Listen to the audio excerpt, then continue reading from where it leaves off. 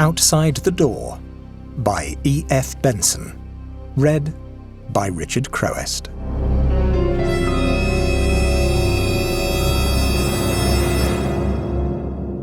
The rest of the small party, staying with my friend Geoffrey Aldwych in the charming old house which he had lately bought at a little village north of Sheringham on the Norfolk coast, had drifted away soon after dinner to bridge and billiards, and Mrs. Aldwych and myself had for the time been left alone in the drawing-room, seated one on each side of a small round table which we had very patiently, and unsuccessfully, been trying to turn.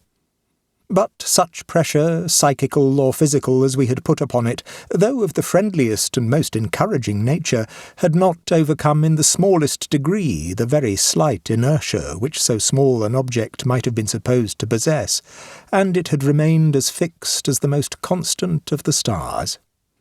No tremor even had passed through its slight and spindle-like legs.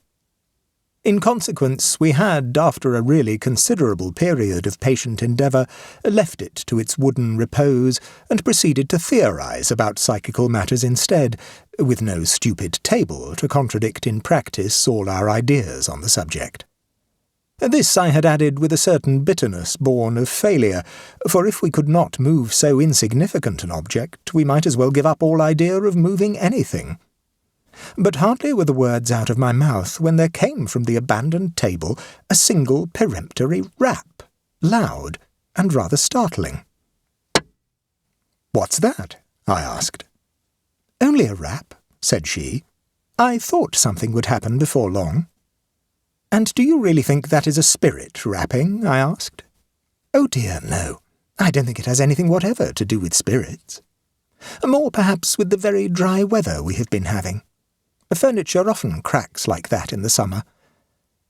Now this, in point of fact, was not quite the case. Neither in summer nor in winter have I ever heard furniture crack as the table had cracked, for the sound, whatever it was, did not at all resemble the husky creak of contracting wood. It was a loud, sharp crack, like the smart concussion of one hard object with another.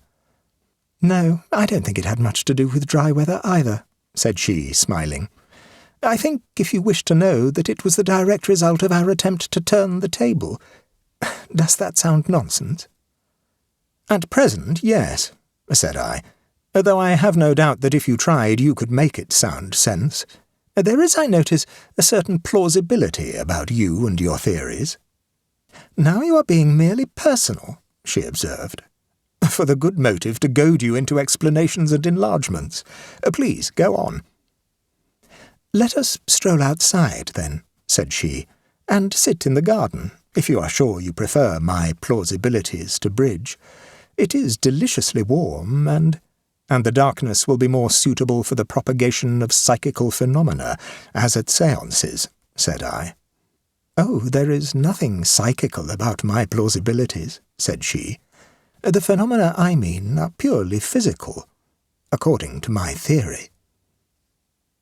So we wandered out into the transparent half-light of multitudinous stars. The last crimson feather of sunset, which had hovered long in the west, had been blown away with the breath of the night wind, and the moon, which would presently rise, had not yet cut the dim horizon of the sea, which lay very quiet, breathing gently in its sleep with stir of whispering ripples. Across the dark velvet of the close-cropped lawn, which stretched seawards from the house, blew a little breeze full of the savour of salt and the freshness of night, with every now and then a hint, so subtly conveyed as to be scarcely perceptible, of its travel across the sleeping fragrance of drowsy garden beds, over which the white moths hovered, seeking their night honey. The house itself, with its two battlemented towers of Elizabethan times, gleamed with many windows, and we passed out of sight of it, and into the shadow of a box hedge, clipped into shapes and monstrous fantasies, and found chairs by the striped tent at the top of the sheltered bowling alley. "And this is all very plausible," said I. "Theories, if you please, at length, and, if possible, a full-length illustration also." "By which you mean a ghost story, or something to that effect?" "Precisely. and without presuming to dictate, if possible, first-hand. "Oddly enough, I can supply that also," said she. "So, first I will tell you my general theory, and follow it by a story that seems to bear it out. It happened to me, and it happened here." "I am sure it will fill the bill," said I. She paused a moment while I lit a cigarette, and then began in her very clear, pleasant voice. She has the most lucid voice I know, and to me, sitting there in the deep-dyed dusk, the words seemed the very incarnation of clarity, for they dropped into the still quiet of the darkness, undisturbed by impressions conveyed to other senses. "We are only just beginning to conjecture," she said, "how inextricable is the interweaving between mind, soul, life, call it what you will, and the purely material part of the created world. That such interweaving existed has, of course, been known for centuries. Doctors, for instance, knew that a cheerful, optimistic spirit on the part of their patients conduced towards recovery, that fear, the mere emotion, had a definite effect on the beat of the heart, that anger produced chemical changes in the blood, that anxiety led to indigestion, that under influence of strong passion a man can do things which in his normal state he is physically incapable of performing. Here we have mind, in a simple and familiar manner, producing changes and effects in tissue, in that which is purely material. By an extension of this, though indeed it is scarcely an extension, we may expect to find that mind can have an effect not only on what we call living tissue, but on dead things, on pieces of wood or stone. At least, it is hard to see why that should not be so." "A table turning, for instance?" I asked. "That is one instance of how some force, out of that innumerable cohort of obscure, mysterious forces with which we human beings are garrisoned, can pass, as it is constantly doing, into material things. The laws of its passing we do not know. Sometimes we wish it to pass, and it does not. Just now, for instance, when you and I tried to turn the table, there was some impediment in the path, though I put down that rap which followed as an effect of our efforts. But nothing seems more natural to my mind than that these forces should be transmissible to inanimate things. Of the manner of its passing we know next to nothing, any more than we know the manner of the actual process by which fear accelerates the beating of the heart. But as surely as a Marconi message leaps along the air by no visible or tangible bridge, so through some subtle gateway of the body these forces can march from the citadel of the spirit into material forms. Whether that material is a living part of ourselves, or that which we choose to call inanimate nature." She paused a moment. "Under certain circumstances," she went on, "it seems that the force which has passed from us into inanimate things can manifest its presence there. The force that passes into a table can show itself in movements or in noises coming from the table. The table has been charged with physical energy. Often and often I have seen a table or a chair move apparently of its own accord, but only when some outpouring of force, animal magnetism, call it what you will, has been received by it. A parallel phenomenon, to my mind, is exhibited in what we know as haunted houses, houses in which, as a rule, some crime or act of extreme emotion or passion has been committed, and in which some echo or reenactment of the deed is periodically made visible or audible. A murder has been committed, let us say, and the room where it took place is haunted. The figure of the murdered, or less commonly of the murderer, is seen there by sensitives, and cries are heard or steps run to and fro.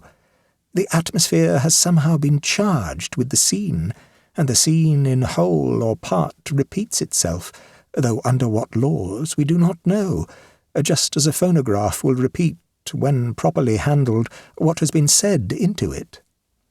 "This is all theory," I remarked. "But it appears to me to cover a curious set of facts, which is all we ask of a theory.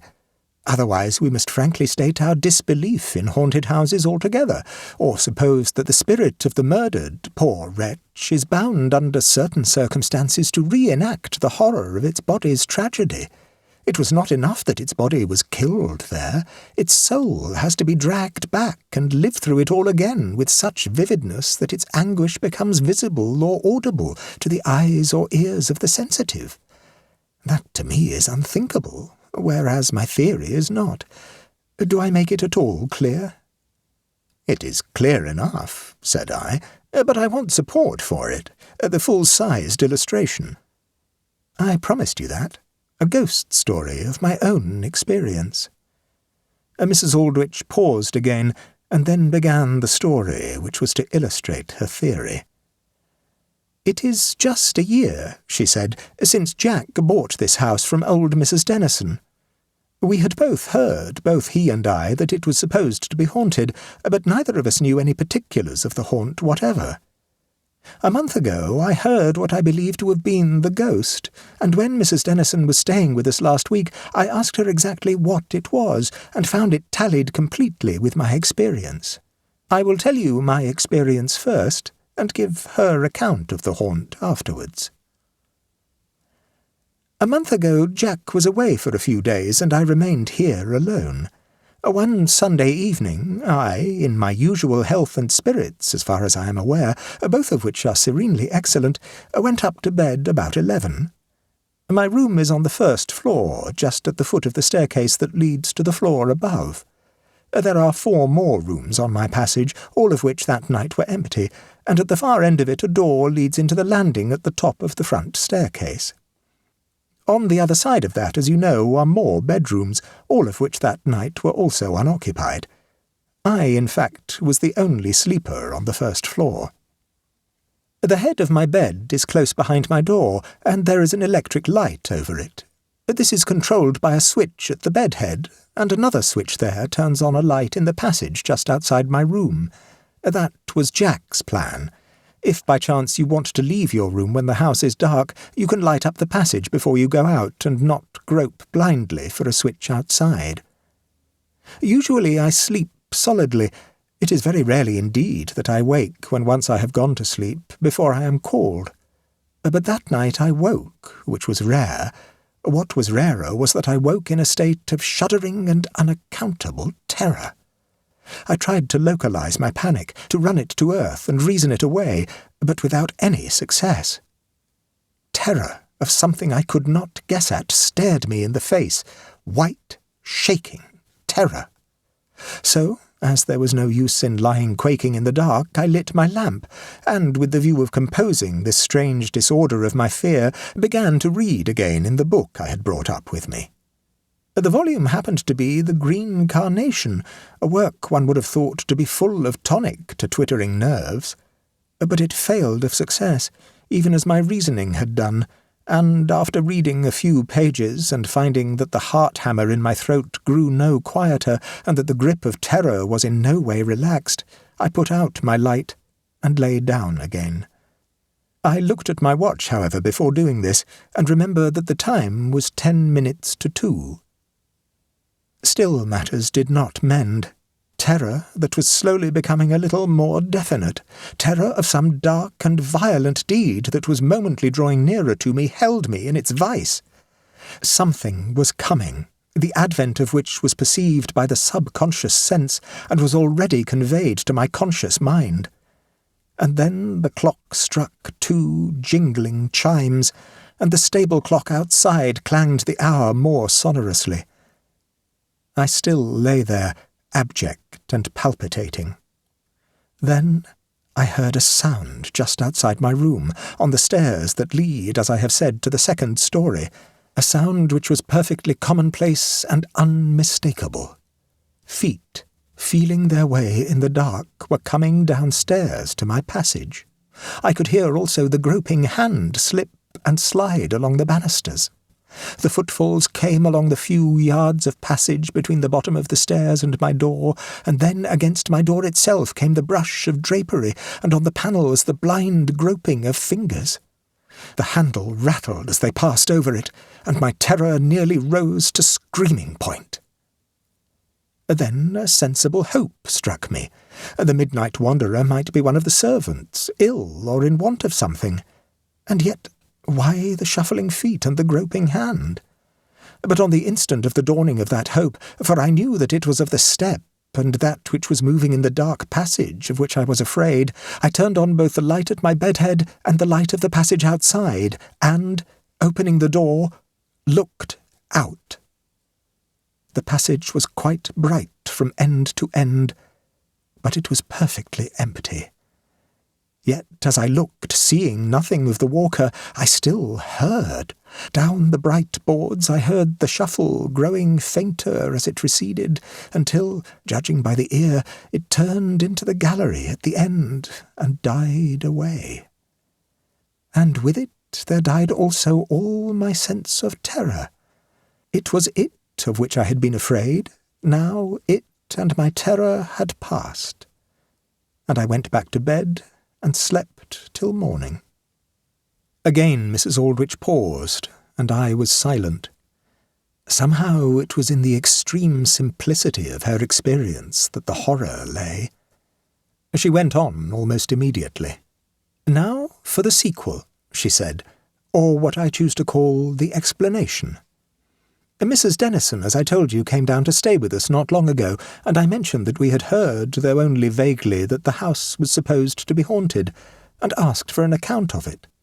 This is what she told me. In the year 1610, the heiress to the property was a girl, Helen Denison, who was engaged to be married to young Lord Southern. In case, therefore, of her having children, the property would pass away from Denison's. In case of her death, childless, it would pass to her first cousin. A week before the marriage took place, he and a brother of his entered the house, riding there from 30 miles away after dark, and made their way to her room on the 2nd story. There they gagged her and attempted to kill her, but she escaped from them, groped her way along this passage and into the room at the end of the gallery. They followed her there and killed her. The facts were known by the younger brother turning king's evidence. Now, Mrs. Denison told me that the ghost had never been seen, but that it was occasionally heard coming downstairs or going along the passage. She told me that it was never heard except between the hours of 2 and 3 in the morning, the hour during which the murder took place. "And since then have you heard it again?" I asked. "Yes, more than once, but it has never frightened me again. I feared, as we all do, what was unknown." "I feel that I should fear the known, if I knew it was that," said I. "I don't think you would for long. Whatever theory you adopt about it, the sounds of the steps and the groping hand, I cannot see that there is anything to shock or frighten one. My own theory, you know." "Please apply it to what you heard," I said. "Simply enough. The poor girl felt her way along this passage in the despair of her agonized terror, hearing, no doubt, the soft footsteps of her murderers gaining on her as she groped along her lost way. The waves of that terrible brainstorm raging within her impressed themselves in some subtle yet physical manner on the place. It would only be by those people whom we call sensitives that the wrinkles, so to speak, made by those breaking waves on the sands would be perceived, and by them not always. But they are there, even as when a Marconi apparatus is working the waves are there, though they can only be perceived by a receiver that is in tune. If you believe in brain waves at all, the explanation is not so difficult." "Then the brain wave is permanent?" "Every wave of whatever kind leaves its mark, does it not? If you disbelieve the whole thing, shall I give you a room on the route of that poor murdered, harmless walker?" I got up. "I am very comfortable, thanks, where I am," I said.